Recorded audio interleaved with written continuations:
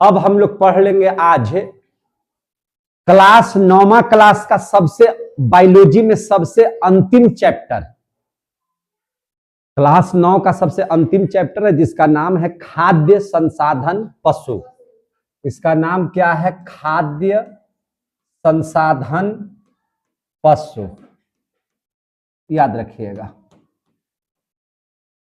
खाद्य संसाधन पशु के बारे में हम लोग समझेंगे बहुत अच्छे तरीके से। खाद्य संसाधन का मतलब कि जिससे हम लोग भोजन की प्राप्ति कर सके। तो इसके पहले वाले चैप्टर में पढ़े थे खाद्य संसाधन पौधे, यानी कि हम लोग जीव जंतु जितना भी हैं, जो शाकाहारी जीव जंतु हैं, अपने भोजन के लिए पौधों पर ही निर्भर रहते हैं। तो हम लोगों, आप लोग यहाँ पर हैं? हाँ, तो हम लोग निर्भर थे किस पर? पौधे पर। क्या हम लोग अपने भोजन के लिए पशुओं पर भी निर्भर रहते हैं? तो हाँ, बिल्कुल रहते हैं। हम लोग अपने भोजन के लिए पशुओं पर भी निर्भर रहते हैं। जैसे हम लोग पशुओं से बहुत सारे चीजों की प्राप्ति करते हैं। सिर्फ मांस की ही प्राप्ति करना भोजन पर निर्भर करना नहीं कहलाता है, बल्कि हम पशुओं से दूध की प्राप्ति करते हैं, है कि नहीं? जैसे गाय है, भैंस है, या हम लोग बकरी वगैरह का जो पालन करते हैं, क्यों करते हैं? दूध की प्राप्ति करने के लिए करते हैं। आप सिर्फ दूध ही नहीं प्राप्त करते हैं, आप पशुओं से, जानवरों से अंडे की भी प्राप्ति हम लोग करते हैं, है कि नहीं? जो जैसे मुर्गी वगैरह है, बत्तख है, ये सब का अंडा वगैरह का भी हम लोग, है ना, किससे प्राप्त करते हैं? तो ये सब जीव जंतु में ना आता है, इनसे हम लोग प्राप्त करते हैं। आप देखिएगा कि बहुत पशुओं का हम लोग माने मांस भी खाते हैं। जैसे आप मछली का मांस वगैरह सब खाते हैं, मछली का या बकरी वगैरह का, है कि नहीं? बकरी में एक प्रजाति है जो नर है, उसको हम लोग, है ना, खस्सी वगैरह जिसको हम लोग बोलते हैं, तो उसको हम लोग भक्षण करते हैं। मुर्गा मुर्गी वगैरह का भक्षण करते हैं, तो हम लोग मांस के रूप में भी इसका इस्तेमाल करते हैं। और जो है आप देखिए, हम लोग इसका उपयोग करते हैं ऊन की प्राप्ति के लिए भी करते हैं। किस चीज के लिए करते हैं? ऊन वगैरह की प्राप्ति के लिए भी करते हैं। या हम लोग जानवरों का उपयोग कार्य क्षमता के लिए भी करते हैं। कार्य क्षमता बोले तो हम लोग बहुत सारे पशुओं को, है ना, कार्य भी लेते थे। आज तो मान के चलिए कि अब तो ट्रैक्टर का युग हो गया, तब ना पहले, है ना, किसानों के यहाँ बैल वगैरह सब रहते थे, है कि नहीं? बैल भैंसा वगैरह सब रहते थे, और उन लोगों का उपयोग हम लोग किस में करते थे? तो खेतों में करते थे, है ना। तो कार्य क्षमता के लिए आज भी देखिएगा घोड़ा इस सब का उपयोग, है ना, टमटम को खींचने के लिए किया जाता है, या हम लोगों को गधों का इस्तेमाल सामान को एक जगह से दूसरी जगह में ढोने के लिए किया जाता है। तो कार्य क्षमता के लिए भी हम लोग उसका उपयोग करते हैं जानवरों का। तो जानवरों का बहुत सारा उपयोग है। साथ ही आप देखिएगा, आज भी हम लोगों के यहाँ जहाँ पे मिट्टी के घर द्वार है, वहां पे आज हम लोग गाय के गोबर से अगना को निपते हैं, है कि नहीं? पूजा पाठ जब होता है तो हम लोग उसको निपते हैं। तो ये सभी चीजों के करने के लिए, या जैसे दूध लेते हैं तो दूध सिर्फ खाने ही के लिए नहीं लेते हैं, दूध से बहुत सारी मिठाइयां बनाई जाती हैं, पनीर बनाए जाते हैं, बहुत सारे दूध के उपयोग होते हैं, है ना। और यही नहीं, हम जब ये जानवर मर जाते हैं तो इन मरे हुए जानवरों से हम लोग चमड़े की भी प्राप्ति करते हैं, जिससे बेल्ट, है ना, जूता, ढोलक का मढ़ाना वगैरह सब चीज का इस्तेमाल करते हैं, बैग, पर्स, ये सब का इस्तेमाल किया जाता है। तो यानी कि जानवरों से हम लोगों को बहुत लाभ है, खाने के साथ साथ अन्य लाभ भी हैं। आज वही हम लोगों को पढ़ना है इस चैप्टर में कि पशु किस तरह से खाद्य संसाधन के रूप में हम लोगों के लिए कार्यरत है, हम लोग देखेंगे। तो सबसे पहले देख लेंगे हम लोग, इसमें एक टॉपिक लेंगे जिसका नाम है पशुपालन। क्या नाम है? पशुपालन। तो हम लोग लेंगे पशुपालन। सबसे पहला टॉपिक लिख देते हैं पशुपालन। पशुपालन को ही हम लोग अंग्रेजी में बोलते हैं एनिमल हस्बेंड्री। क्या बोलते हैं? Animal husbandry. तो लिख सकते हैं एनिमल, है ना, हस्बेंड्री। एनिमल हस्बेंड्री मैंने हो गया पशुपालन। तो पशुपालन कोई आपसे पूछेगा तो पशुपालन का तात्पर्य किससे है? तो माने पशुपालन का तात्पर्य उसके भोजन की प्राप्ति से है या अन्य खाद्य उत्पादों की प्राप्ति से है ना, इसीलिए उनको हम लोग पालते हैं, है कि नहीं? तो पशुपालन का यहां सबसे पहले लिखेंगे कि पशुपालन का तात्पर्य, आप लोग भी लिखते चलेगा तो अच्छा रहेगा। आप लोग सबको लिखते चलिएगा। पशुपालन का तात्पर्य है ना भोजन और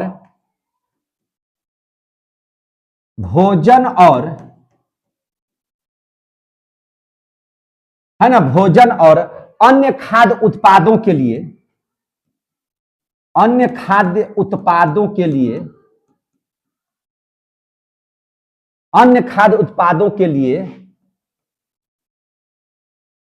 ना अन्य खाद्य उत्पादों के लिए पशुओं को पालतू बनाने से है।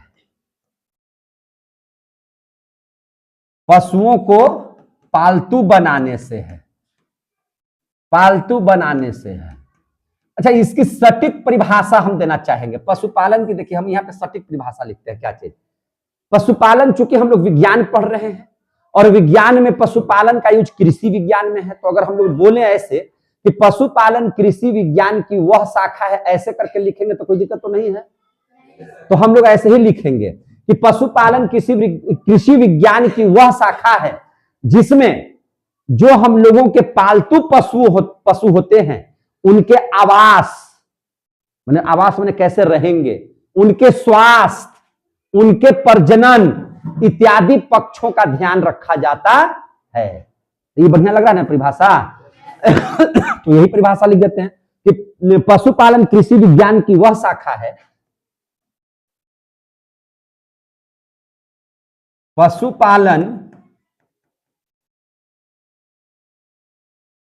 कृषि विज्ञान की वह शाखा है जिसके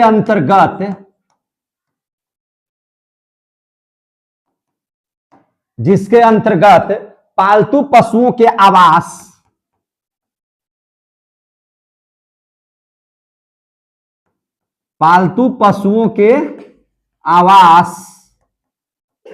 और क्या चीज, स्वास्थ्य, पालतू पशुओं के आवास, स्वास्थ्य, प्रजनन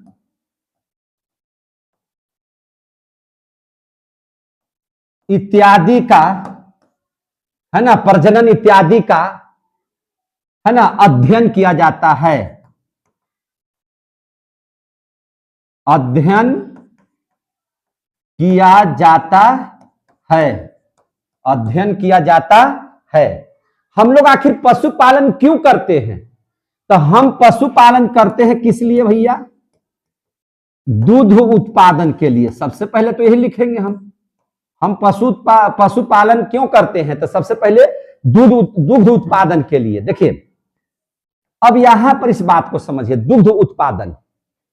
देखिए भारत में दूध उत्पादन करना भी बहुत जरूरी है, क्योंकि आज कोई ऐसा घर है जहां दूध नहीं जाता होगा। दूध के बिना कोई काम होता है? चाय बनाने के लिए दूध की आवश्यकता है। बच्चों का संपूर्ण आहार के रूप में हम लोग दूध का इस्तेमाल करते हैं, है ना। दूध का इस्तेमाल जो है से हम लोग रोगियों को पिलाते हैं तो उनको संपूर्ण तरह की आहार की प्राप्ति हो जाती है। और सभी के घर में रोगी हैं, सभी के घर में बच्चे हैं, सभी लोग आज स्टैंडर्ड दुनिया में जी रहे हैं, तो चाय कॉफी की उनको आवश्यकता पड़ती है कि नहीं। दूध का उपयोग हम लोग है ना क्या दही वगैरह बनाने के लिए भी करते हैं, घी बनाने के लिए, घी के निर्माण के लिए करते हैं, पनीर बनाने के लिए करते हैं, मिठाइयां बनाने के लिए करते हैं। यानी कि दूध से कोई अछूता नहीं है। लेकिन हमारे यहाँ की जो गायें हैं वो इतना दूध नहीं दे पाती जिनसे पूरे भारतवर्ष के लोगों को दूध की प्राप्ति हो सके और उतना दूध हम लोगों को मिल सके। जैसे भारत जो देखिएगा देश, भारत देश में क्या है, एक जो देसी गाय है प्रतिवर्ष है ना, या हम लोग देखेंगे कि भारत में जो है देखते हैं हम लोग कि 200 केजी प्रतिवर्ष, कितना केजी? 200 केजी प्रतिवर्ष, है कि नहीं। हम लोगों के यहाँ जो है दूध देती है भारत की गाय की जो नस्ल है वो, है कि नहीं। बहुत ज्यादा दूध वो दे नहीं पाती है। एक गाय औसतन कितना केजी वर्ष में दे देती है? 200 केजी मात्र दूध दे पाती है। जबकि वही हम लोग देखते हैं ऑस्ट्रेलिया की अगर बात कर लें, या हम लोग और देश की बात कर लें, नीदरलैंड की बात कर लें, है ना, तो वहां की जो गायें हैं, नीदरलैंड की बात अगर हम लोग कर लेते हैं तो वहां की जो गायें हैं वह 3500 केजी, कितना केजी? 3500 केजी प्रतिवर्ष दूध उत्पादन करती हैं।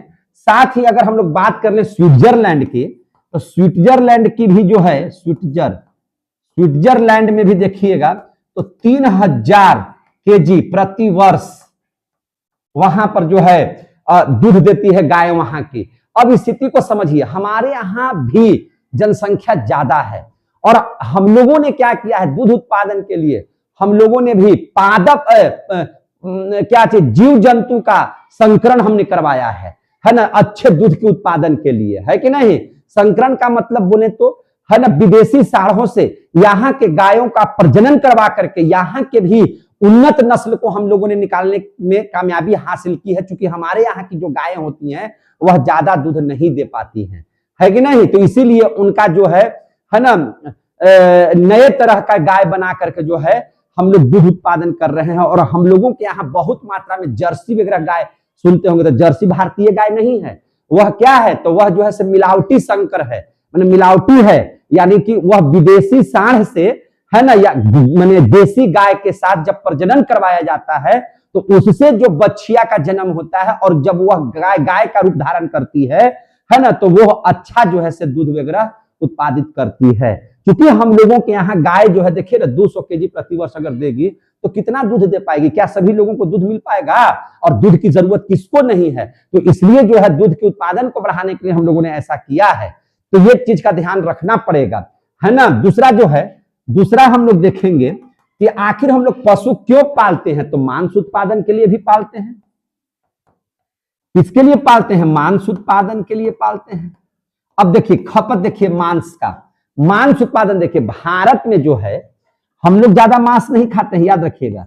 भारत में जो है आपको बताते हैं 140 ग्राम, कितना ग्राम औसतन बता रहे हैं, 140 ग्राम, कितना ग्राम, 140 ग्राम प्रति व्यक्ति प्रति वर्ष खपत है ना, प्रति व्यक्ति प्रति वर्ष खपत है। हम लोगों के भारत देश में क्या है, क्योंकि यह साधु संतों का भी देश है भारत, तो बहुत सारे लोग तो बिल्कुल शाकाहारी हैं, वे मांस खाते ही नहीं हैं।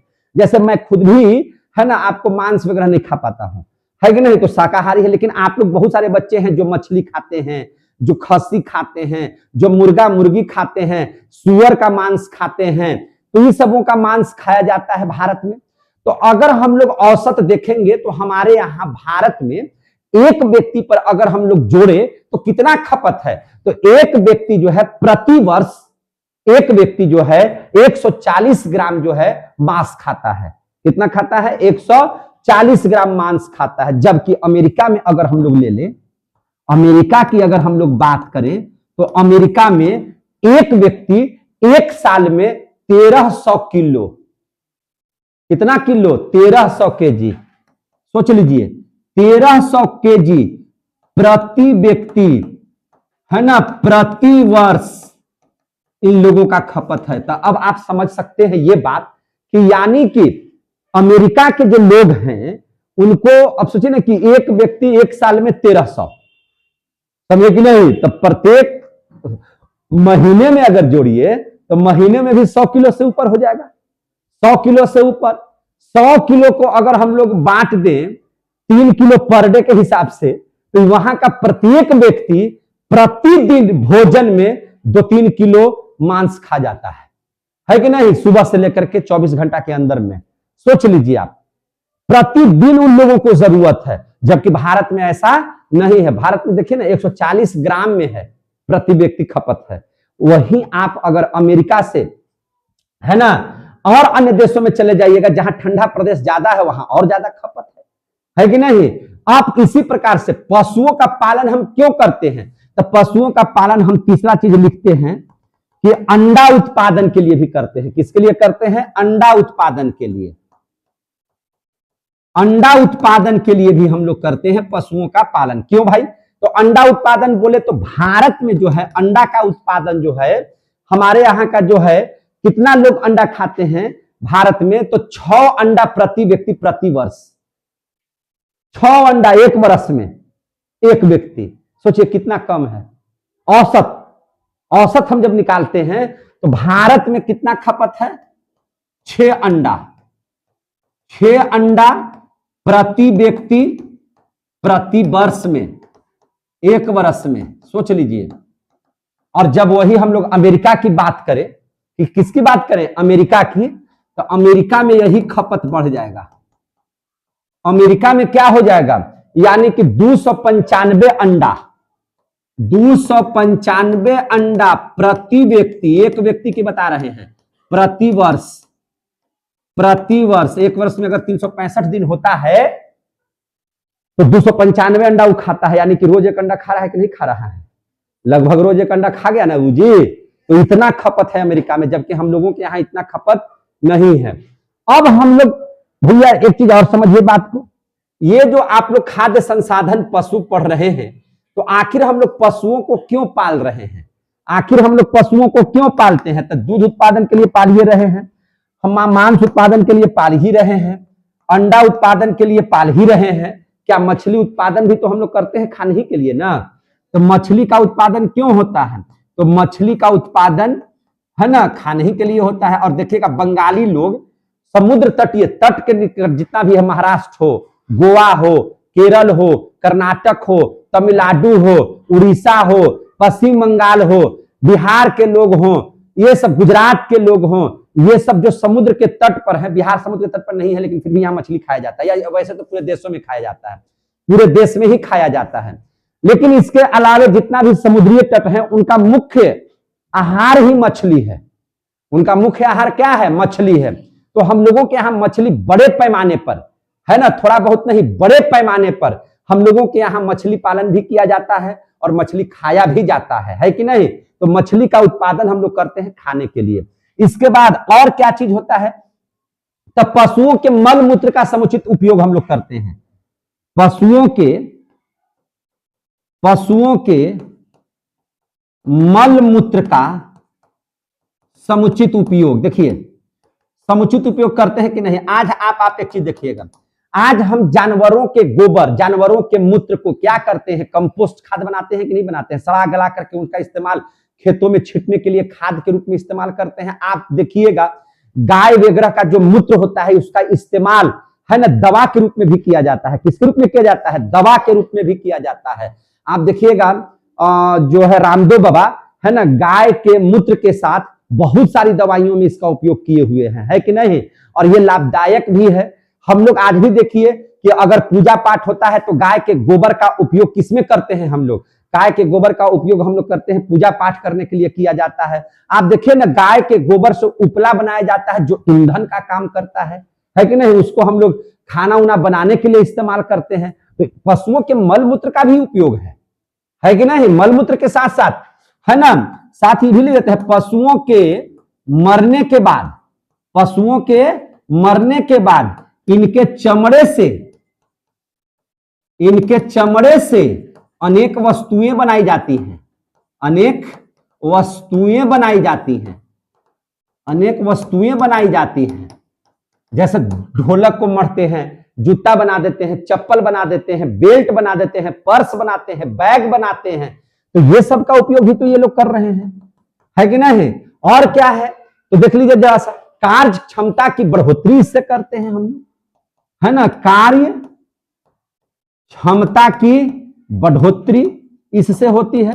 कार्य क्षमता की बढ़ोतरी बोले तो है ना, कार्य करने के लिए जो है बहुत सारे जगहों पर देखिए तेल पेरने के लिए पहले बैलून का इस्तेमाल किया जाता है। आज भी जो है सामान ढोने के लिए जानवरों का इस्तेमाल करते हैं, है ना। या अपने चढ़ने उड़ने के लिए जो है सवारी करने के लिए भी हम लोग जानवरों का इस्तेमाल करते हैं। पहले तो खेती करने के लिए बैल और भैंस तो खैर बहुत इंपॉर्टेंट होता था, है ना, जिसका इस्तेमाल हम लोग करते थे खेतों में। तो इसके लिए भी करता है। आज भी जो है अपने घर की सुंदरता बनाने के लिए बहुत सारे लोग है ना क्या करते हैं, तो पशुओं को, पक्षियों को घरों में पालते हैं, है कि नहीं। जैसे कुत्ता वगैरह सबको, विदेशी कुत्ता वगैरह सबको भी पालते हैं, है ना, अपना स्टेटस बढ़ाने के लिए। तो ये सब चीजों का उपयोग करते हैं। साथ ही और क्या चीज में इसका उपयोग होता है, तो ऊन उत्पादन में। किसमें, ऊन उत्पादन के लिए, ऊन उत्पादन के लिए भी इसका उपयोग किया जाता है। जैसे बकरी का, भेड़ का, खरगोश का, है ना, ये सब का इस्तेमाल लोग करते हैं। तो इस प्रकार से आप देख सकते हैं खाद्य संसाधन पशु में कि पशुपालन क्या है और पशुओं को क्यों पालना चाहिए, कि पशुएं हम लोगों के यहाँ क्यों पाला जाता है, इसके बारे में आप लोगों ने बृहत अध्ययन किया है। अब इसके बाद देखिएगा, सबसे पशुओं के तौर पर अगर हम लोग नाम लें तो गाय को हम लोग प्रधान मानते हैं, है कि नहीं? तो गाय के बारे में जरा सा हम लोग देख लेते हैं कि गाय, तो अब जरा सा पढ़ लेते हैं गाय के बारे में। गाय को हम लोग मां मानते हैं। गाय को क्या मानते हैं? मां की श्रेणी में रखते हैं, क्योंकि जिस प्रकार से एक मां जो है अपने बेटे को जिंदा रखने के लिए संपूर्ण आहार के तौर पर अपने स्तन का दूध पिलाती है, उसी प्रकार से गाय का भी दूध पी करके बच्चे हमारे पलते हैं, पढ़ते हैं, आगे बढ़ते हैं। क्योंकि गाय के दूध में हर तरह के वो चीज पाए जाते हैं जो बच्चों के लिए बहुत जरूरी होते हैं। सारे पोषक तत्व उसमें पाए जाते हैं, जिसके कारण यह बिल्कुल मां की तरह दूध का, है ना, मां की तरह यह दूध होता है। इसीलिए चूंकि एक मां जैसे बच्चों को पालती है, तो गाय भी अपने बच्चों के साथ साथ हम लोगों को दूध पिला करके पालती है। इसीलिए गाय को भी हम लोग किसकी श्रेणी में रखते हैं? मां की श्रेणी में रखते हैं। गाय हमारी मां के समान है। समझ में आ गई बात? है बोल भी नहीं करता है, इतना पढ़ा रहे हो, समझ में नहीं आता है कि बोलता ही नहीं है इन लोग, है ना? तो गाय का इस्तेमाल हम लोग किसके लिए करते हैं? दूध के लिए करते हैं। तो हमारे देश में गाय की लगभग 32 प्रजातियां हैं। कितनी प्रजातियां हैं? 32 प्रजातियां हैं। देखिए ध्यान से लिखिए, हमारे देश में गाय की लगभग 32 प्रजातियां हैं। कितना प्रजातियां हैं? 32 प्रजातियां हैं। याद रखिएगा, कितना प्रजातियां हैं? 32 प्रजातियां हैं। इनमें प्रमुख रूप से आप ध्यान दीजिएगा, तो आपने नाम भी सुना होगा, नहीं नाम सुने तो सुन लीजिए। जैसे साहिवाल का नाम सुने होंगे, साहिवाल, ये हमारे देश की प्रजातियों में है। साहिवाल है ना, गिर है, हरियाणवी है, क्या है? हरियाणवी है। इसके अलावा रेड सिंधी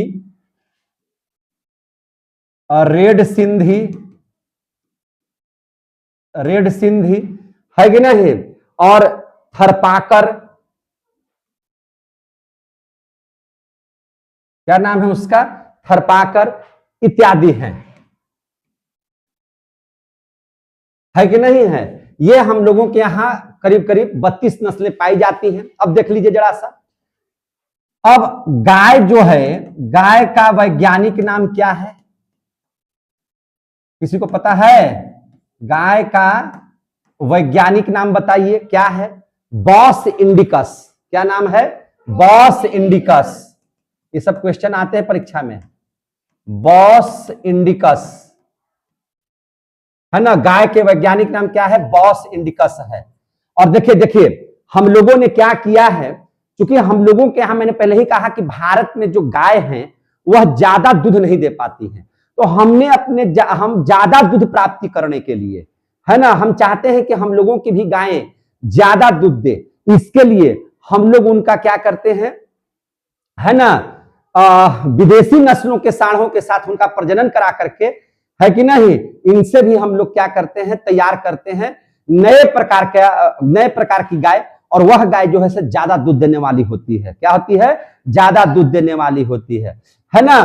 तो उसको हम लोग क्या बोलते हैं? वैसे गायों की संज्ञा में देखिए, अगर वैसे संकर नस्ल चेंज करके हम लोग अगर, है ना, बनाते हैं, गाय वगैरह का निर्माण करते हैं, तो उनमें प्रमुख है, आपका नाम सुने होंगे जर्सी का। किसका नाम सुने होंगे? जर्सी का। जर्सी के बाद आप देखिएगा करन स्विस है। कौन है? करन स्विस। क्या नाम पढ़े होंगे? करन स्विस। ये सब जो है ना, नए प्रकार की गायें हैं, है ना, जिनको क्या किया गया है ना, हाँ, संकर नस्ल से ये सब तैयार किए गए हैं। किससे तैयार किए गए हैं? संकर नस्ल से तैयार किए गए हैं। ये है हॉलस्टाइन फ्रिसियन। हॉलस्टाइन फ्रिसियन, सब नाम याद रखिएगा। या हम लोग कहते हैं, है ना, नाम आता है करन फ्राइस। क्या नाम आता है? करन फ्राइस। जैसे देखिए एक आध उदाहरण हम देते हैं आपको। जैसे देखिए साहिवाल को देख लीजिए आप लोग, किसको देख लीजिएगा, या करन स्विस को देखिए ना। करन स्विस जो है ना प्रजाति की जो गाय है, तो करण स्विस कैसे बना गाय? तो करण स्विस बना भारत के कौन सी गाय? साहिवाल को लिया गया। किसको लिया गया? साहिवाल, जो भारत की गाय हैं। नहीं लिखे हैं कि इनमें प्रमुख रूप से है, हमारे देश में गाय की 32 प्रजातियां, उसमें साहिवाल, गिर, हरियाणवी, रेड सिंधी वगैरह है। तो भारतीय कौन गाय को लिया गया? साहिवाल। साहिवाल भारतीय गाय है। और हम लोग लिए किसको? स्विट्जरलैंड से लिए, स्विट्जरलैंड, स्विट्जरलैंड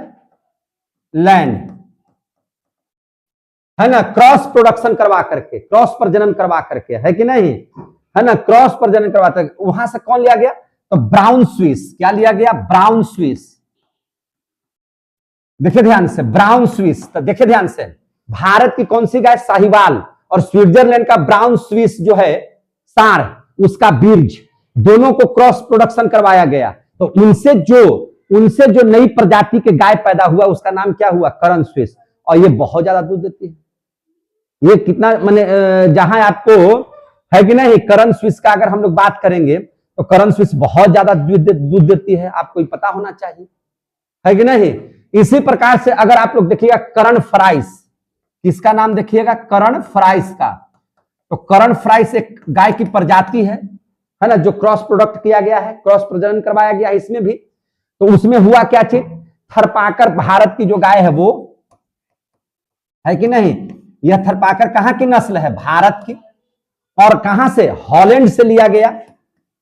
देखिए ध्यान से, हॉलैंड से किसको लिया गया? तो हॉलस्टाइन फ्रिसियन को लिया गया, है कि नहीं, हॉलस्टाइन फ्रिसियन को लिया गया, टाइन फ्रिसियन। और उससे संकर करवा करके, है ना, क्रॉस प्रोडक्शन करवा करके कौन सी गाय की नस्ल तैयार की गई? करण फ्राइस। क्या तैयार किया गया? करण फ्राइस। अब आप देखिए जरा सा, देखिए, तुलना कीजिए क्या हुआ इसमें, हम ऐसा क्यों करवाए। तो देखिए जरा सा, जहां साहिवाल, जो साहिवाल क्या है? भारतीय नस्ल की गाय है। साहिवाल कहां की नस्ल है? भारतीय गाय की है। तो ये जो है, अगर हम इसकी तुलना करें, देखें जरा सा, तो यह 9 से 10 लीटर प्रतिदिन देती है। कितना लीटर? 9 लीटर से 10 लीटर कहां? प्रतिदिन, है ना। अगर हम लोग साल भर में बात करें, अगर साल भर में अगर बात कीजिएगा तो 9 से 10 लीटर अगर दे रहा है कि नहीं, तो 312 या 3600, तो 3600 सालों भर तो देती नहीं है। करीब करीब यह कुल मिला जुला करके 2800 लीटर दूध। कितना दूध? 2800 लीटर दूध कितना दिन तक देती है? 300 दिन तक। कितना दिन तक? 300 दिन तक। बात समझिए पहले, तब लिखेगा। साहिवाल जो है हम लोगों को 9 लीटर से 10 लीटर प्रतिदिन देती है। अगर हम लोग बात करें तो 2000 लीटर एक वर्ष में दिया। कितना वर्ष में? एक वर्ष में। तो एक वर्ष में क्या सब दिन? नहीं। कितना दिन? 300 दिन। कितना दिन? 300 दिन। अब जरा सा देख लीजिए हॉलस्टाइन फ्रिसियन, इसको देख लेते हैं जरा सा। हॉलस्टाइन फ्रिसियन गाय को देख लेते हैं, जो संकर नस्ल है, क्रॉस प्रोडक्ट है वो। अब उसको अगर देखिएगा तो आप अंदाजा लगा लीजिए, यह एक साल में 16,000 लीटर देती है दूध। ये 2800 आई 16,000 लीटर। कितना लीटर? 16,000 लीटर, है कि नहीं? 16,000 लीटर एक साल में। ये 2800 लीटर था, ये 16,000 लीटर। आई 300 नहीं, ये 365 दिन दूध देती है। कितना दिन? 365 दिन। अगर इसको हम लोग ये करें तो करीब करीब 1400 लीटर दूध, 1400 लीटर दूध एक के महीना में दे देगा ये। यानी कि प्रतिदिन सुबह शाम मिला दे तो 40 से 50 लीटर दूध महीना, प्रतिदिन कितना? 40 से 50 लीटर प्रतिदिन, इसको मान के चलिए कि दूध। तो कहां साहिवाल 9 से 10 लीटर, अब कहां हॉलस्टाइन फ्रिसियन 40 लीटर से 50 लीटर। तो कोई भी चाहेगा कि हमारा गाय ज्यादा दूध दे, चाहेगा कि नहीं चाहेगा? इसीलिए हम लोग क्रॉस प्रोडक्ट करवा करके दूध उत्पादन की क्षमता को क्या कर रहे हैं? बढ़ा रहे हैं। समझ में आ रही है बात है? अब जरा भैंस के बारे में पढ़ लेते हैं, है ना। किसके बारे में पढ़ लेते हैं? भैंस के बारे में। भैंस के बारे में देख लीजिए। भैंस, तो भैंस के बारे में क्या ख्याल है? तो भैंस की भी हमारे देश में बहुत सारी प्रजातियां हैं, लगभग 10 प्रजातियां हमारे भारत में है भैंस की। तो देखेंगे हमारे देश में भैंस की 10 प्रजातियां हैं। कितनी प्रजातियां हैं? 10 प्रजातियां हैं। याद रखिएगा 10 प्रजातियां हैं। कौन कौन इसमें मशहूर है? इनमें नागपुरी, कौन भैंस? नागपुरी है कि नहीं? श्रुति, कौन सा? श्रुति,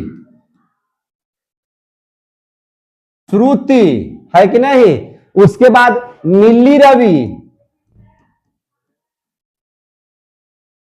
है ना, नीली रवि, नीली रवि, मेहसाना, ये सब भैंस का नस्ल बता रहे हैं। मेहसाना, जफराबादी, क्या चीज? जफराबादी, मुर्राह, ईटीसी है, ईटीसी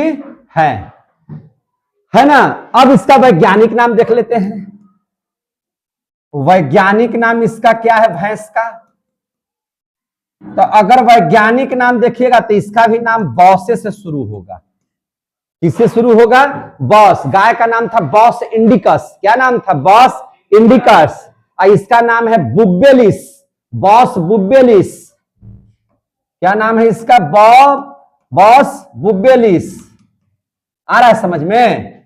इसका वैज्ञानिक नाम है क्या चीज? बॉस, है ना, बुब्बेलिस है इसका नाम, है ना। गैस मैंने आप देख सकते हैं बॉस बुब्बेलिस इसका वैज्ञानिक पूछा जाता है, इसलिए हम बार बार आपको बोल रहे हैं। अब देख लीजिए, देखिए इनमें से कौन ऐसी नस्ल है जो सबसे ज्यादा दूध देती है? तो सबसे ज्यादा दूध देने वाली नस्ल है, सबसे ज्यादा देने वाली दूध, सबसे ज्यादा देने वाली दूध, उसका नस्ल का नाम, उसका नस्ल है मुर्राह। क्या नाम है इसका? मुर्राह। याद रहेगा कि नहीं रहेगा? क्या नाम है इसका? मुर्राह। जो अपने, है ना, अपने दुग्ध काल में, कितना काल में? दूध काल में, दुग्ध काल में, दुग्ध काल में जब तक दूध देने की क्षमता है तब तक, दूध काल में यह 2000 लीटर दूध देती है। 2000 लीटर दूध देती है। समझ में आ गया बात है? कितना दूध देती है? 2000 लीटर दूध देती है ना। जबकि अब देखिएगा, जबकि देसी नस्ल जो भैंसे हैं, है ना, जबकि अन्य कितना देता है? 1500 लीटर दूध। कितना देता है अन्य? 1500 लीटर दूध देता है। समझे कि नहीं? देखिएगा इसके दूध में, है ना, विटामिन ई पाए जाते हैं। विटामिन ई, क्या पाए जाते हैं? विटामिन ई, है ना। और क्या पाया जाता है? तो इसमें प्रचुर मात्रा में पाया जाता है वसा। भैंस के दूध में प्रचुर मात्रा में पाया जाता है कैल्शियम, फास्फोरस, है ना, ये सब पाए जाते हैं। अल्प मात्रा में, ये पर्याप्त मात्रा में रहते हैं, पर्याप्त मात्रा में। और अल्प मात्रा में क्या क्या चीज रहता है? तो सोडियम, है कि नहीं? सोडियम, पोटेशियम, उसके बाद रहता है कोलेस्ट्रॉल। क्या रहता है? कोलेस्ट्रॉल।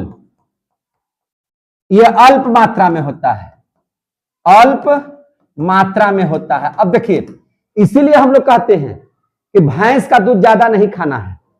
भैंस का दूध विद्यार्थी लोग नहीं खाते हैं, कहता है कि बुधिये मोट हो जाता है। मोट नहीं होता है। अब जैसे देखिए, है ना, हम लोगों को चाहिए, हम लोगों को सोडियम नहीं चाहिए, लेकिन यहां सोडियम भी मिल जाएगा। सोडियम की मात्रा ज्यादा नहीं चाहिए हम लोगों को, सोडियम भी है। वसा ज्यादा नहीं चाहिए, वसा भी है कि नहीं है? बहुत ज्यादा मात्रा में फास्फोरस नहीं चाहिए, वो भी है कि नहीं? अब ऐसे दूध है तो खतरनाक थोड़ी है, बढ़िया चीज है। लेकिन जो है, जो चीज नहीं भी चाहिए वो भी चीज इसमें, है ना, मौजूद है, जिसकी वजह से हम लोग भैंस का दूध नहीं खा पाते हैं। समझे कि नहीं? तो ये सब जरूरी है। अब देख लीजिए, अब इन लोगों के, चूंकि हम लोगों ने पढ़ा था कि पशुपालन कृषि विज्ञान की वह शाखा है जहां पशुओं को, है ना, आवास, प्रजनन, ये सब के बारे में अध्ययन करते हैं, उनके स्वास्थ्य के बारे में अध्ययन करते हैं। तो हम लोगों ने तो पशुओं के बारे में, गाय और भैंस के बारे में जाना। अब जरा हम लोग उनके प्रजनन के बारे में सीख लेते हैं। प्रजनन बोले तो ब्रीडिंग, है कि नहीं? प्रजनन बोले तो क्या चीज? ब्रीडिंग के बारे में हम लोग अध्ययन कर लेते हैं कि इनका प्रजनन क्या है, प्रजनन किसे कहेंगे, और इनके प्रजनन कराना जरूरी है कि नहीं है। और प्रजनन आज के डेट में देखिएगा तो ज्यादातर गाय या भैंस के साथ जो प्रजनन की क्रिया होती है वह कृत्रिम तरीके से होती है, प्राकृतिक तरीके से नहीं। प्राकृतिक तरीका बोले तो उसमें गाय या भैंस चाहिए स्त्रीलिंग, और उसमें पुल्लिंग के तौर पर, है ना, सांड या भैंसा चाहिए, है कि नहीं? तब जाकर के दोनों में जब संभोग की क्रिया होगी तो उसको हम लोग बोलेंगे प्राकृतिक प्रजनन। क्या बोलेंगे? प्राकृतिक प्रजनन।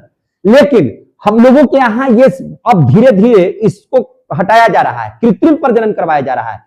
क्योंकि जब गाय या भैंस गर्म होती है उस समय सही समय पर, है ना, भैंस या भैंसा का होना या सांड का होना मैंने समझ में नहीं आता है। तो अब ऐसी स्थिति में क्या करते हैं, है ना, फिर गाय बच्चे को जन्म देने में सक्षम नहीं हो पाती है, तब इसके लिए हम लोग क्या करेंगे? कृत्रिम प्रजनन का ज्यादा इस्तेमाल करते हैं, है ना। और कृत्रिम प्रजनन इसलिए भी करते हैं ताकि हम लोग जिस सांड का बीर्ज चाहते हैं, जिस भैंसा का बीर्ज चाहते हैं, है ना, हम लोग सीमेन को गाय के गर्भ में उसको प्रवेश करा देते हैं, और जिस तरह का आपको बच्चा चाहिए उस तरह के बच्चे को हम लोग पैदा कर देते हैं।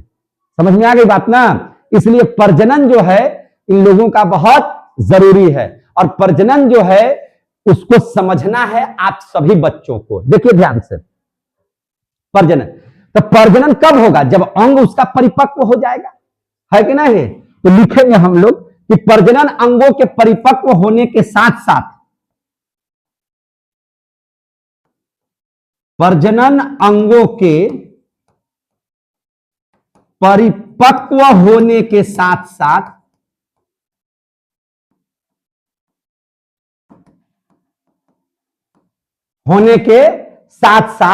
गाय एवं भैंस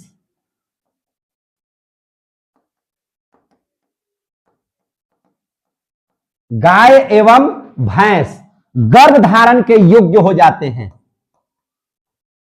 गर्भ धारण के योग्य हो जाते हैं। गर्भ धारण के योग्य क्या हो जाते हैं? हो जाते हैं।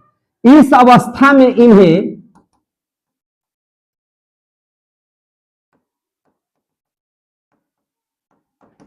है ना, इस अवस्था में इन्हें प्राकृतिक रूप से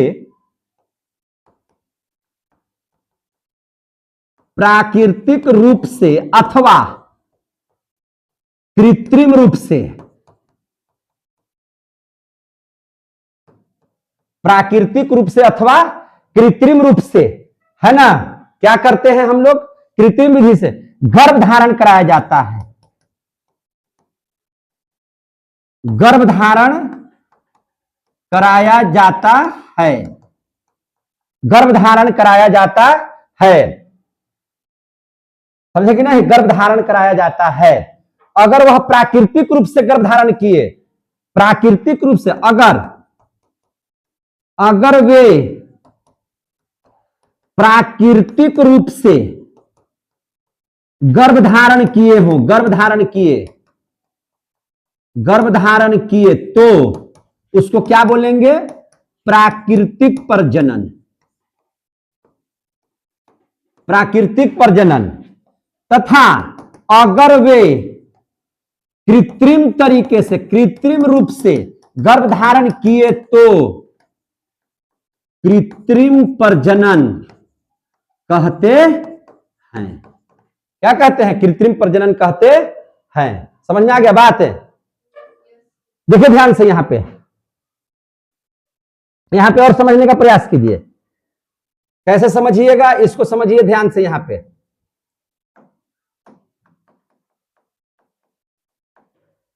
देखिए, अगर ये प्राकृतिक प्रजनन किए तो प्राकृतिक अगर प्रजनन कीजिएगा तो क्या हो जाएगा? तो ध्यान से समझिएगा। एक नर की जरूरत है। किसकी जरूरत है? नर और दूसरा क्या चाहिए, मादा। मादा बोले तो गाय या भैंस, और नर बोले तो सांड या भैंसा। इसी की ना जरूरत पड़ेगी है ना। ये दोनों आपस में क्या करते हैं, संभोग, है ना। क्या करेंगे, ये संभोग करते हैं। तो तब जाकर के आपको क्या मिलेगा, प्राकृतिक प्रजनन उसको बोलेंगे। क्या बोलेंगे, प्राकृतिक प्रजनन। जबकि कृत्रिम प्रजनन किसे कहेंगे, ध्यान से समझिए। कृत्रिम प्रजनन किसे कहेंगे, तो कृत्रिम प्रजनन में क्या होता है, किसी नर का बीज, मैंने सांड या भैंसा का बीज, नर का बीज, नर का बीज, जिसको हम लोग सीमेन बोलते हैं। क्या बोलते हैं, सीमेन। नर का बीज जो होता है कि नहीं, कृत्रिम तरीके से नर का बीज, कैसे, कृत्रिम तरीके से, कैसे, कृत्रिम तरीके से, है ना। क्या किया जाता है, कृत्रिम तरीके से मादा के, किसके, मादा के गर्भ में गर्भधारण किया जाता है, गर्भधारण कराया जाता है, कराया जाता है। अब आ गया समझ में, गर्भधारण कराया जाता है। जब वो, उसमें सांड की आवश्यकता नहीं है, उसमें भैंसा की आवश्यकता नहीं है, सिर्फ उसका बीज बीज बैंक से लाना है, और बीज बैंक से उसका बीज जो है मादा के योनि में प्रवेश करा देना है। वहां पर उपस्थित उसके जो अंडाणु है उसके साथ वह निषेचित हो जाएगा, और जो मादा है वह अपने बच्चे को फिर 10 महीने के बाद क्या कर देगी, जन्म दे देगी। समझ में आ गया बात। और यह प्रक्रिया, पूरी प्रक्रिया कैसे होती है, कृत्रिम तरीकों से। कैसे होती है, कृत्रिम तरीकों से। इसीलिए इसको हम लोग बोलते हैं कृत्रिम गर्भधारण, गर्भाधान, कृत्रिम गर्भाधान, है ना। गर्भाधान कर दीजिए, मादा गर्भ में गर्भाधान कराया जाता है, गर्भाधान, गर्भाधान कराया जाता है। समझे कि नहीं, मैंने गर्भ को धारण कराया जाता है। यहां तक तो हो गया। अब आगे देख लीजिए, कृत्रिम विरसेचन क्या है, बढ़िया से समझिए इसको जरा। कृत्रिम विरसेचन,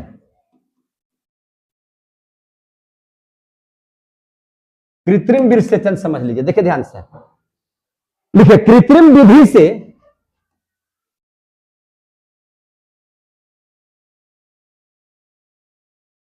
कृत्रिम विधि से बीज को, है ना, कृत्रिम विधि से, है ना, बीज को मादा के जोनी में,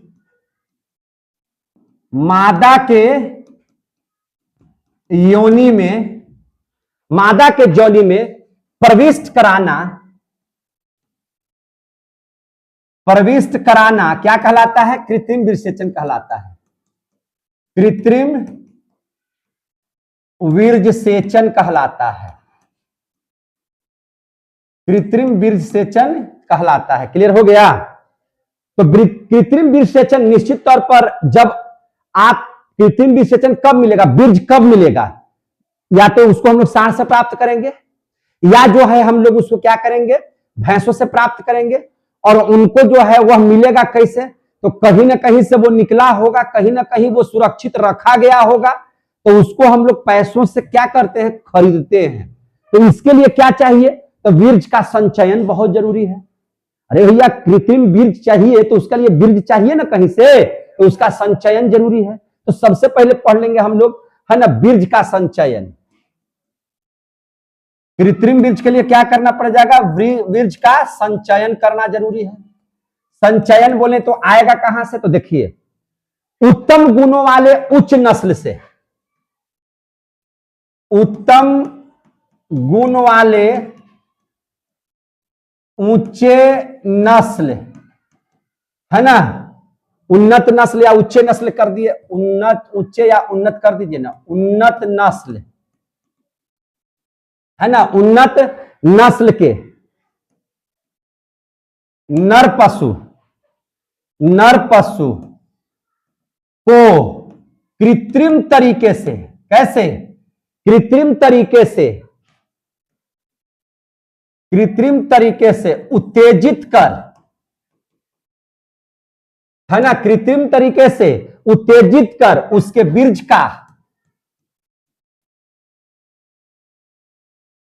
है ना, उसके बीज का संचय किया जाता है, संचय किया जाता है कि नहीं? बीज आपको मिल गया, बीज का संचय किया जाता है। फिर इस बीज को, फिर इस वीर्य को, है ना, वीर्य बैंक में रखा जाता है, वीर्य बैंक में रखा जाता है, रखा जाता है। समझ में आ गई बात? अब हो गया, सबसे पहले तो बीज का संचयन हो गया, बीज हम लोग कर लिए। अब बीज का संचयन करें तो उसका परिरक्षण किया जाएगा ना जी, उसको सुरक्षित हम लोग रखेंगे ना, कितना टेम्परेचर कैसे कैसे होता है सबको देखना होगा। तो अब बीज तो आपको बन गया, क्योंकि उसको बहुत दिनों तक रखना है, ताकि, है ना, जब जब जरूरत पड़ेगा तब तब उस बीज का इस्तेमाल होगा। तो अब इसके लिए क्या करना पड़ेगा? बीज का परिरक्षण, बीज का क्या करना पड़ेगा? परिरक्षण। तो बीज का परिरक्षण देख लेते हैं। तो संचित बीज को,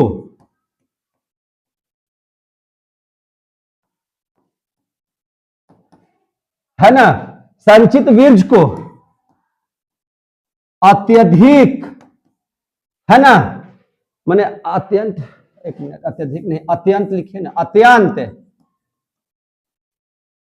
पहले संचित बीज को क्या करते हैं? अत्यंत ठंडा तापक्रम पर, अत्यंत ठंडा तापक्रम पर रखा जाता है, तापक्रम पर रखा जाता है, ठंडा तापक्रम पर क्या किया जाता है? रखा जाता है। या इन्हें रासायनिक विधि से परिरक्षित किया जाता है, या इन्हें रासायनिक विधि से परिरक्षित किया जाता है।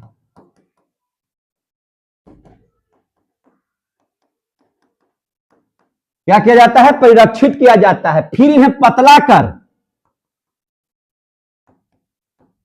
फिर इन्हें पतला कर, है कि नहीं? फिर इन्हें पतला कर छोटे छोटे शीशियों में, है ना, छोटे छोटे शीशियों में बंद करके रखा जाता है, बंद करके रखा जाता है। आ गया समझ में? बंद करके रखा जाता है। अब इसके बाद क्या होगा? तो निषेचन के लिए बीज की प्रविष्ट कराना, जब निषेचित करना है तो प्रविष्ट कराना पड़ेगा ना मादा की योनि में, तो वो बात है। निषेचन के लिए, निषेचन के लिए बीज को प्रविष्ट कराना, बीज को क्या कराना? प्रविष्ट कराना। तो ध्यान से समझिए, परिपक्व बीज को, है ना, परिरक्षित बीज को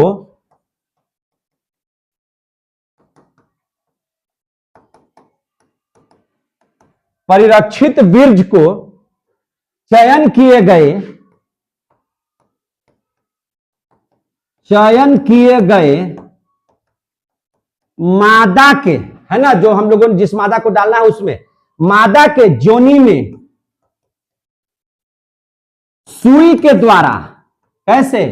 सुई के द्वारा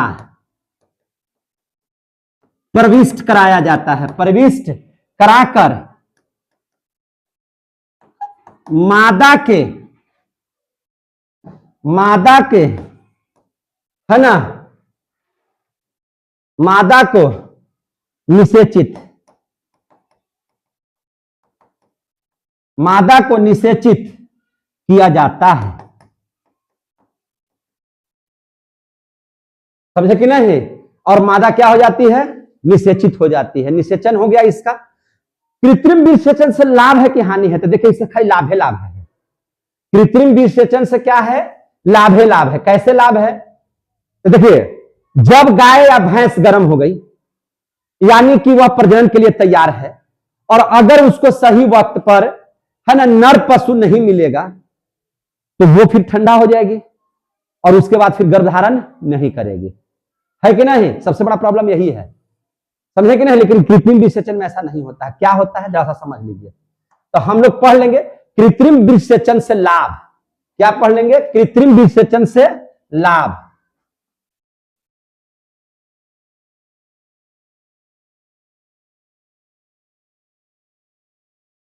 इसके लाभ को जान लेंगे। कृत्रिम विसेचन से लाभ, इसके लाभ को पढ़ लेंगे, क्या क्या लाभ है। तो सबसे पहला लाभ है ना, क्या लाभ है? इस विधि से अधिक उत्पादन वाले, इस विधि से अधिक उत्पादन वाले, इस विधि से अधिक उत्पादन वाले उच्च नस्लों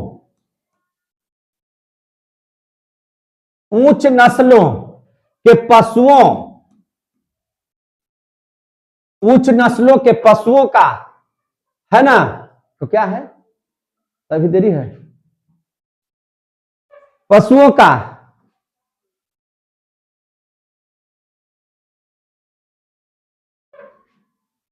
इस विधि से अधिक उत्पादन वाले उच्च नस्ल के पशुओं का, उच्च नस्ल के पशुओं का हम लोग वीर्य विसेचन से लाभ क्या है? इस विधि से अधिक उत्पादन वाले उच्च नस्लों के पशुओं का वीर्य एकत्रित करते हैं। क्या करते हैं? एकत्रित करते हैं। पहला लाभ हो गया, एकत्रित कर लेते हैं। आप देख लीजिए दूसरा और क्या है, देखिए आपको सस्ता भी पड़ेगा। आपको क्या पड़ेगा? ये सस्ता। तो पशुओं की प्रजनन की यह सस्ती विधि है। क्या है? सस्ती। जैसे जब भी मैंने प्रजनन कराना है तो आप चले जाइए हॉस्पिटल में, पशुओं का हॉस्पिटल है वहां पे, या डॉक्टर को ही बुला लीजिए और वहां जो पैसा लगेगा उसे कृत्रिम विसेचन कर देगा, कम पैसे में हो जाएगा। जबकि अगर आप सांड वगैरह सबको ढूंढने लगिएगा तो एक तो इधर भी समय मरा, उधर भी समय मरेगा, है ना, और कहां कहां जाइएगा, उच्च नस्ल मिलेगा भी नहीं मिलेगा, है कि नहीं? तो ये हम लोगों को सस्ता भी है। तो लिखिए पशुओं के प्रजनन, पशुओं के, जाएगी तो जा, पशुओं के प्रजनन की यह सस्ती विधि है। कैसी विधि है? सस्ती विधि है। तीसरा और क्या लाभ है इससे? तो एक सांड के वृक्ष से करीब, एक सांड के वीर्य से करीब 3000 गायों को, 3000 गायों को, समझिए कितना, 3000 गायों को निषेचित किया जा सकता है। निषेचित किया जा सकता है, किया जा सकता है। सोच लीजिए चौथा लाभ क्या है इसका? तो परिरक्षित वीर्य को, परिरक्षित वीर्य को, है ना, परिरक्षित वीर्य को, है ना, क्या करते हैं? सुगमता से एक जगह से दूसरी जगह ले जाया जा सकता है। परिरक्षित वीर्य को सुगमता से एक स्थान से दूसरे स्थान तक ले जाया जा सकता है, दूसरे स्थान ले जाया जा सकता है, ले जाया जा सकता है। ये हो गया मेरा चौथा लाभ। पांचवा लाभ क्या हो गया? यह ज्यादा स्वास्थ्यकर होता है, यह ज्यादा स्वास्थ्यकर। याद रखिएगा, जैसे मां हो सकता है सांड बीमार भी हो, लेकिन इसका वीर्य कभी बीमार नहीं है, स्वास्थ्यकर होगा। यह ज्यादा क्या हो जाएगा? स्वास्थ्यकर तथा भरोसा योग्य विधि है, भरोसा योग्य विधि है, भरोसा योग्य विधि है। और क्या लाभ है इससे, उसको देख लीजिए। इस विधि के द्वारा, इस विधि के द्वारा उन्नत नस्ल, कैसा नस्ल? उन्नत नस्ल। याद रखिएगा उन्नत नस्ल का परिरक्षित बीज, उन्नत नस्ल का परिरक्षित बीज सालों भर हर जगह, है कि नहीं, सालों भर हर जगह उपलब्ध हो सकते हैं, उपलब्ध हो सकते हैं। हो गया। अब सातवां इसका क्या लाभ है, सातवां लाभ देख लीजिए। इसके द्वारा विदेशी उन्नत नस्लों के बीज, इसके द्वारा विदेशों में, है ना, विदेशों में मैंने विदेश भी अगर भेजना है तो विदेश से मंगवाना तो आ जाएगा। विदेशों में उन्नत नस्लों के बीज का,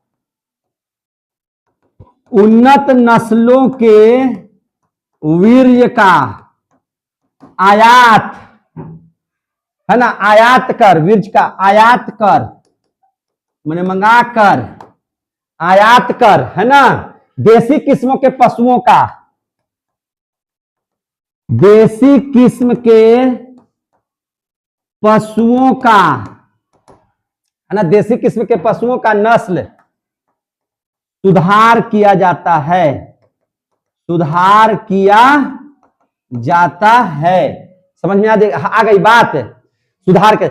ऐसा हम लोगों ने क्यों किया, तो कुल मिला जुला करके दूध के लिए किया, दूध के लिए किया, ज्यादा से ज्यादा दूध उत्पादन के लिए किया।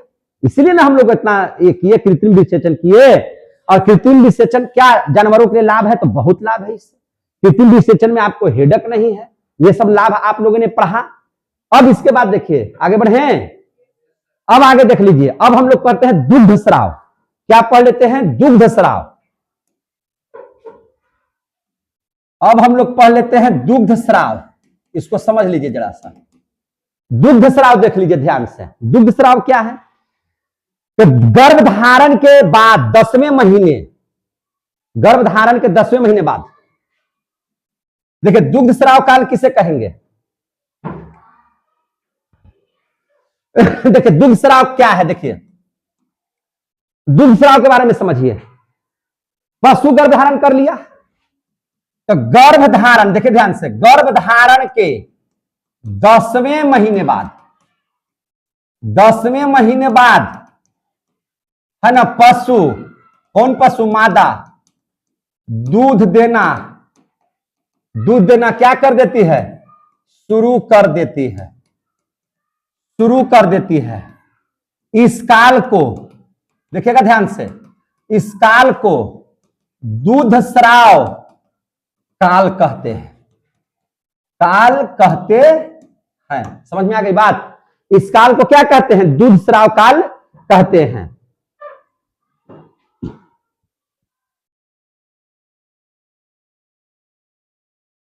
देखिए अब समझे बात को। जिस समय वो दूध दे रही होती है, गाय जब दूध दे रही होती है, गाय जब दूध दे रही होती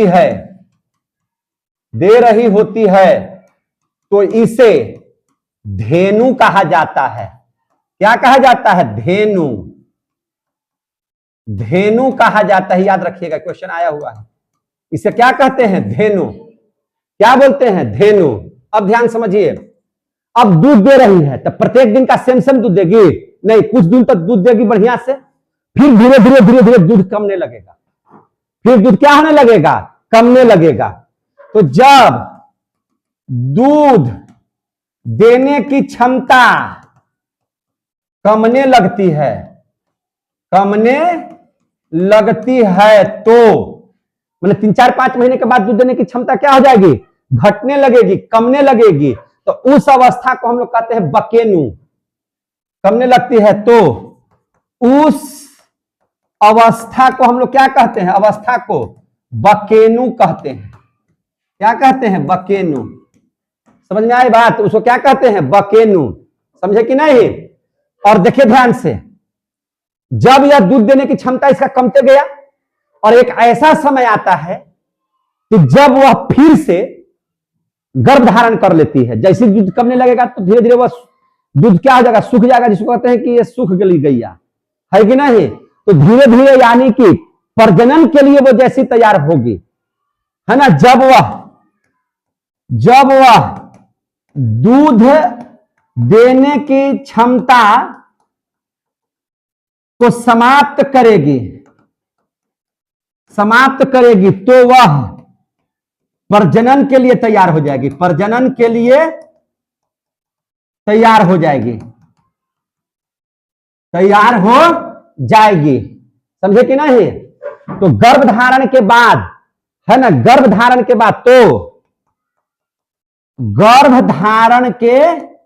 बाद ध्यान समझिए, गर्भधारण के बाद वह दूध देना क्या कर देती है? वह दूध देना बंद कर देती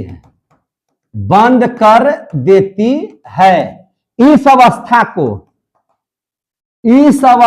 को क्या कहते हैं? विसुखी। क्या कहते हैं? विसुखी। इस अवस्था को क्या कहते हैं? विसुखी कहते हैं। इस अवस्था को क्या कहते हैं? विसुखी कहते हैं। समझ में आ गई बात? यानी कि जब वह दूध दे रही है तो धेनु, जब दूध कम देने लगेगा तो बकेनु, और जब वह दूध एकदम नहीं देगी तो गैया विसुखी हो रही। मतलब आप समझ जाइएगा कि वह गर्भधारण कर ली है। वह क्या कर ली है? गर्भधारण कर ली है। तो यह था दुग्ध स्राव काल या दुग्ध स्राव के बारे में पढ़े। आज इतना ही। अब हम लोग इसका अगला पाठ कल लेकर के आपके बीच में आएंगे। तब तक के लिए आप सभी बच्चों को जय हिंद, जय भारत, जय बिहार। हाँ बजाइए।